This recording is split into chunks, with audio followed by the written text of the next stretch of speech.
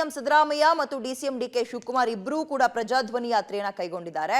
ಮೇಲ್ನೋಟಕ್ಕೆ ರಮೇಶ್ ಕುಮಾರ್ ಮತ್ತು ಮುನಿಯಪ್ಪ ಒಟ್ಟಾಗಿರುವಂತೆ ಭಾಸವಾದ್ರೂ ಕೂಡ ಒಳಗಿರುವ ಒಳಬೇಗುದಿ ಇನ್ನು ಹಾಗೇ ಉರಿತಾ ಇದೆ.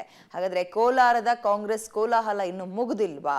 ಈ ಪ್ರಜಾಧ್ವನಿ ಯಾತ್ರೆ ಯಾವ ರೀತಿಯಾಗಿ ಸಪೋರ್ಟ್ ಮಾಡುತ್ತೆ ಕಾಂಗ್ರೆಸ್ ಅಭ್ಯರ್ಥಿಗೆ ನೋಡ್ತಾ ಹೋಗೋಣ. ಕೋಲಾರದಲ್ಲಿ CM Siddaramaiah road show, Congress ಅಭ್ಯರ್ಥಿ ಗೌತಮ್ ಪರ ಸಿಎಂ ಪ್ರಚಾರ.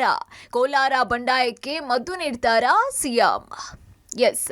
ಕೋಲಾರ ಜಿಲ್ಲೆಯಲ್ಲಿ ಪ್ರಜಾಧ್ವನಿ ಯಾತ್ರೆ ಕೈಗೊಂಡಿರುವಂತಹ ಕಾಂಗ್ರೆಸ್ ನಾಯಕರು ಶತಾಯಗತಾಯ ಕೋಲಾರ ಉಳಿಸಿಕೊಳ್ಳುವ ಪ್ರಯತ್ನಕ್ಕೆ ಮುಂದಾಗಿದ್ದಾರೆ. ಕೋಲಾರ ಜಿಲ್ಲೆಯ ಬಂಗಾರಪೇಟೆ ಪಟ್ಟಣದಲ್ಲಿ ಭಾನುವಾರ ರೋಡ್ ಶೋ ಮೂಲಕ ಪವರ್ ಶೋ ಪ್ರದರ್ಶನಕ್ಕೆ ಸಜ್ಜಾಗಿದ್ದಾರೆ. ಕೋಲಾರ ಅಭ್ಯರ್ಥಿ ಕೆವಿ ಗೌತಮ್ ಪರ ಮತಯಾಚನೆ ಮಾಡಲಿದ್ದಾರೆ. ಬಂಗಾರಪೇಟೆ ಪಟ್ಟಣದ ಅಂಬೇಡ್ಕರ್ ಪ್ರತಿಮೆಯಿಂದ ಕುವೆಂಪು ವೃತ್ತದ ತನಕ ರೋಡ್ ಶೋ ನಡೆಸಲಿದ್ದಾರೆ. ಕಳೆದ ಬಾರಿ ಕ್ಷೇತ್ರ ಕಳೆದುಕೊಂಡಿರುವಂತಹ ಕಾಂಗ್ರೆಸ್ ಈ ಬಾರಿ ಶತಾಯಗತಾಯ ಕೋಲಾರವನ್ನ ಗೆಲ್ಲುವುದಕ್ಕೆ ಮಾಸ್ಟರ್ ಪ್ಲಾನ್ ರೂಪಿಸಿಕೊಂಡಿದೆ. ಇನ್ನು ಸಿಎಂ ಸಿದ್ದರಾಮಯ್ಯ ಮತ್ತು ಡಿಸಿಎಂ ಡಿಕೆ ಶಿವಕುಮಾರ್ ಅಭ್ಯರ್ಥಿ ಪರ ಭರ್ಜರಿ ಪ್ರಚಾರ ಮಾಡಲಿದ್ದಾರೆ. ರೋಡ್ ಶೋ ಮೂಲಕ ಬಂಗಾರಪೇಟೆಯಲ್ಲಿ ಕಾರ್ಯಕರ್ತರನ್ನ ಉದ್ದೇಶಿಸಿ ಒಗ್ಗಟ್ಟಿನ ಸಂದೇಶ ಸಾರಲಿ. ಈ ಮೂಲಕ ಕೋಲಾರದಲ್ಲಿನ ಬಂಡಾಯಕ್ಕೆ ಮದ್ದೆರೆಯಲಿದ್ದಾರೆ.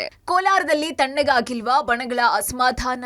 ಮತದಾನಕ್ಕೆ 6 ದಿನಗಳಿದ್ರೂ ಕಾಂಗ್ರೆಸ್ನಲ್ಲಿ ನಿಲ್ಲದ ಒಳಬೇಗುದಿಯಿಂದ ಕಾಂಗ್ರೆಸ್ಗೆ ತಲೆನೋವಾಗಿ ಪರಿಣಮಿಸಿದೆ. ಈ ಮಧ್ಯೆ ಮುನಿಯಪ್ಪಗೆ ಬೆಂಬಲಿಗರದ್ದೇ ಚಿಂತೆಯಾಗಿದೆ. ತಮ್ಮನ್ನೇ ನಂಬಿಕೊಂಡಿರುವಂತಹ ಬೆಂಬಲಿಗರ ಭವಿಷ್ಯ ಏನು ಎಂಬ ಆತಂಕ ಮುನಿಯಪ್ಪ ಅವರನ್ನ ದಿನೇ ದಿನೇ ಕಾಡ್ತಾ ಇದೆ. ಟಿಕೆಟ್ ವಿಚಾರದಲ್ಲಿ ಸೋತು ಗೆದ್ದಂತಿರುವಂತಹ ರಮೇಶ್ ಕುಮಾರ್ ಬಣ ನಾಯಕರು ಮಾತ್ರ ಅಭ್ಯರ್ಥಿ ಗೌತಮ್ ಅವರನ್ನ ಮಡ್ಲಿಗೆ ಕಡ್ಕೊಂಡು ಚುನಾವಣಾ ಪ್ರಚಾರಕ್ಕೆ ಇಳಿದಿದ್ದಾರೆ. ಮುನಿಯಪ್ಪ ಹಾಗೂ ಬೆಂಬಲಿಗರು ಪ್ರಚಾರ ಸಭೆಗಳಲ್ಲಿ ಕಾಣಿಸಿಕೊಳ್ತಾ ಇಲ್ಲ. ಮುನಿಯಪ್ಪ ಸಾಹೇಬರು ಎಲ್ಲರಿಗಿಂತ ಮುಂಚೆ ನಿನ್ನೆ ಸಭೆಯಲ್ಲಿದ್ದರು. ರೂಪಕಲಾ ಎಷ್ಟು ಜನಗಳು ಕರ್ಕೊಂಬಂದಿದ್ರು, ಆಯಮ್ಮ ಬಸ್ಗಳು ಮಾಡ್ಕೊಂಡು ಜನಗಳು ಕರ್ಕೊಂಬಂದಿದ್ರು. KGF ಇಂದ ಅವರವರೇ ಜನಗಳು ಬಂದಿದ್ರು. ಮುನಿಯಪ್ಪ ಸಾಹೇಬರು ನಾಯಕತ್ವದಲ್ಲಿ ಹಲವಾರು ಜನ, ಸಾವಿರಾರು ಜನ ಬಂದಿದ್ರು. ಮುನಿಯಪ್ಪ ಸಾಹೇಬರ ಸಹಕಾರ ಯಾವತ್ತೂ ಕಾಂಗ್ರೆಸ್ ಪಕ್ಷಕ್ಕೆ ಇದ್ದೇ ಇದೆ. ನಮ್ಮ ಮಾನ್ಯ ಮುನಿಯಪ್ಪನವರಿಗೆ ಆವಾಗಿಂದ 7 ಸರಿ MP ಆಗಿದ್ದವರು, ಸೆಂಟ್ರಲಲ್ಲಿ ಇರೋರೆಲ್ಲ ಅವ್ರಿಗೆ ಆತ್ಮೀಯರಿದ್ದಾರೆ. ಅವರು ಅಳಿಯ ಅವ್ರಿಗೆ ಟಿಕೆಟ್ ಸಿಕ್ಕಿಲ್ಲ ಅಂತ ಕೇಳಿದ್ರು. ಟಿಕೆಟ್ ಕೇಳೋದ್ರಲ್ಲಿ ಪ್ರಜಾಪ್ರಭುತ್ವದಲ್ಲಿ ಏನು ತಪ್ಪಿದೆ? ಸಿಕ್ಕಿಲ್ಲ ಆದಮೇಲೆ ಅವರಿಗೆ ಸಮಾಧಾನ ಆಗಿದೆ, ಒಳ್ಳೆಯ ಅಭ್ಯರ್ಥಿಯನ್ನು ಕೊಟ್ಟಿದ್ದಾರೆ ಅಂತ ಅವ್ರಿಗೂ ಅನಿಸಿದೆ. ಆದ್ದರಿಂದ ಅವರೂ ಸಹ ಈ ಎಲ್ಲ ಚುನಾವಣೆಯ ಪ್ರಕ್ರಿಯೆಗಳಲ್ಲಿ ಭಾಗವಹಿಸ್ತಾ ಇದ್ದಾರೆ. ಇನ್ನು ಹೈಕಮಾಂಡ್ ಸಂಧಾನದ ಬಳಿಕ ಮುನಿಯಪ್ಪ ಸಮಾಧಾನಗೊಂಡಿದ್ದಾರೆ. ಆದರೆ ಮುನಿಯಪ್ಪ ಬೆಂಬಲಿಗರು ಮಾತ್ರ ಕಾಂಗ್ರೆಸ್ ಬಿಟ್ಟು ಬೇರೆ ಪಕ್ಷಕ್ಕೆ ಸೇರ್ಪಡೆಯಾಗ್ತಿದ್ದಾರೆ. ಅದರಂತೆ ಮುನಿಯಪ್ಪ ಆಪ್ತ ರಾಮಚಂದ್ರ JDS ಪಕ್ಷಕ್ಕೆ ಸೇರ್ಪಡೆಯಾಗಿ ಅಚ್ಚರಿ ಮೂಡಿಸಿದ್ದಾರೆ. ಸುಮಾರು 3,27,000 ಮತದಾರರು ಈ ಒಂದು ಲೋಕಸಭಾ ಕ್ಷೇತ್ರದಲ್ಲಿ ನಾವೆಲ್ಲ ಇದ್ದೇವೆ.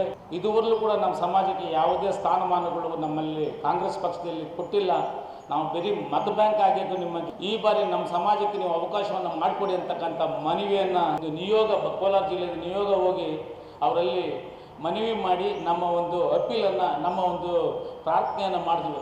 ಆದರೆ ಅವರು ಯಾವ ಚರ್ಚೆ ಮಾಡಿದ್ರು, ಹೈಕಮಾಂಡ್ ಗಮನ ತಂದರು ಇಲ್ಲೂ ಗೊತ್ತಾಗಲಿಲ್ಲ. ಇದರಿಂದ ನಾವೆಲ್ಲ ಕೂಡ ಬೇಸತ್ತೀವಿ. ಹಾಗಾಗಿ ಇವತ್ತು ನಮ್ಮ ಗುರುಗಳಾಗಿದ್ದಂಥ ಶ್ರೀಯುತ KH ಮುನಿ ಅವರ ಗಮನಕ್ಕೆ ತರದೇನೆ ನಾನು ಇವತ್ತು JDS ಸೇರ್ಪಡೆಯಾಗಿದ್ದೇನೆ. ಒಟ್ನಲ್ಲಿ ಲೋಕಸಭಾ ಚುನಾವಣೆಯ ಮತದಾನಕ್ಕೆ ಕೆಲವೇ ದಿನಗಳು ಬಾಕಿ ಇರುವಾಗಲೇ ಕಾಂಗ್ರೆಸ್ ರಾಜ್ಯ ನಾಯಕರು ಕೋಲಾರದತ್ತ ಲಗ್ಗೆ ಇಟ್ಟಿದ್ದಾರೆ. ಕೋಲಾರದಲ್ಲಿ ಕಾಂಗ್ರೆಸ್ ಅಭ್ಯರ್ಥಿ ಗೌತಮ್ ಪರ ಮತಬೇಟೆ ಆರಂಭ ಆಗಿದೆ. Ravi public TV Kolar.